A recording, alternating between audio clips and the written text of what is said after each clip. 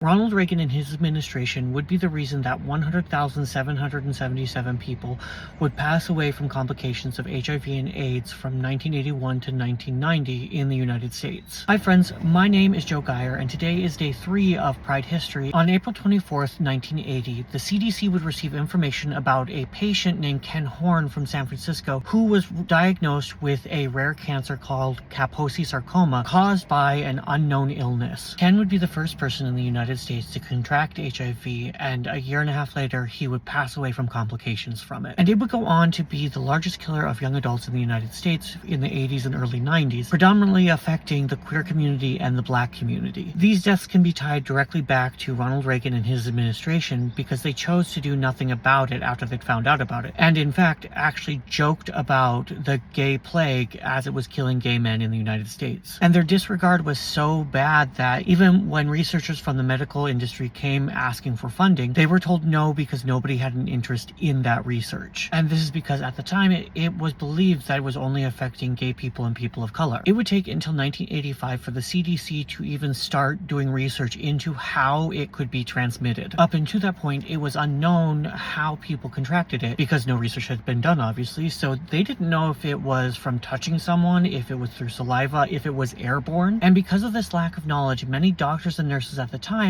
refused to work with people who were living with and dying of HIV and AIDS. As these men began to deal with the horrific outcomes of HIV and AIDS, it was our community that stepped up. It was the women, bisexual, lesbian, transgender women who stepped up to care for these men faced the final days and hours of their lives. And because of the same lack of knowledge and research, it wasn't known until 1983 that women could contract HIV, and it wasn't widely known until the early 90s, which meant that many of the women in our community, when they were showing symptoms, would not be taken seriously, which would lead them to being forced to suffer and die in silence. And the whole reason that the HIV and AIDS epidemic got so bad in the United States is because the government decided it was better to laugh and make jokes about gay people dying than doing research and funding into what was killing them. I share this topic every year within the first 5 days of starting my Pride History series. And this is because I didn't realize until college how little I actually knew about my own community. And the reason that is because of the HIV and AIDS epidemic in the United States. For decades, history about the LGBTQ community was often swept under the rug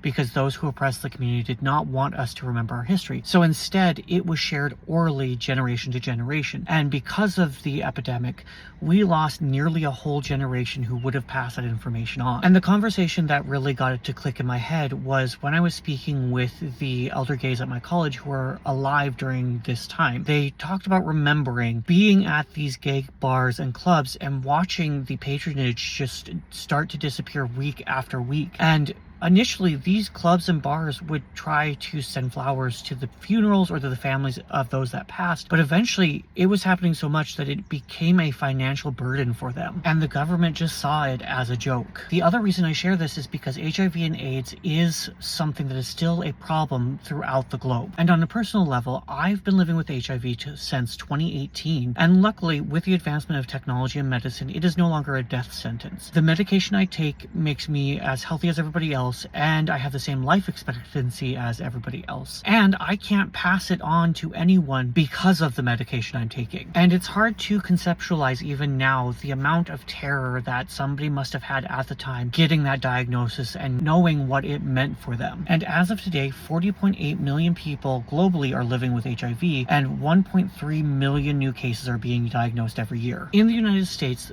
38,000 new cases are diagnosed every year, and in men, it doesn't matter race or ethnicity, it is predominantly seen in gay and bisexual men. And for cisgender and transgender women, it is most often seen of those in the Black and Latin communities. Looking back at this history and with the distance from this time period, it gives us a great observation into how our community reacts to adversity and coming together and the strength that we have. And it shows that even just existing and living and thriving as a queer person is making history when there were so many forces that wanted to keep us from surviving. There is so much more information about this that I could share, but this video is already getting very long. So if you want more information, throw a question into my comments and I'll do my best to answer them. And make sure that you're following along so you can come back tomorrow for day 4 of Pride History. And as always, happy Pride.